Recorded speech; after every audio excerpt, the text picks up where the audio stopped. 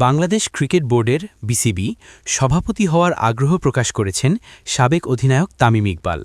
সম্প্রতি এক পডকাস্টে অংশ নিয়ে তিনি জানান, সুযোগ পেলে দেশের ক্রিকেটের সর্বোচ্চ প্রশাসনিক দায়িত্ব নিতে চান।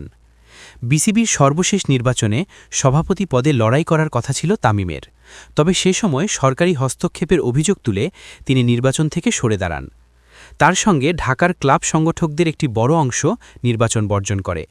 2023 ওয়ানডে বিশ্বকাপের আগে আন্তর্জাতিক ক্রিকেট থেকে অবসরের ঘোষণা দিয়েছিলেন তামিম।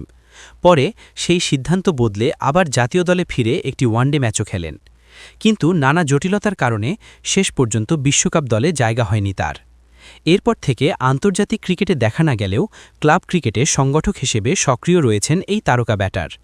সম্প্রতি সামির অস্কেন নামের একটি পডকাস্টে তাকে প্রশ্ন করা হয়, ভবিষ্যতে বিসিবি সভাপতি হতে চান কিনা।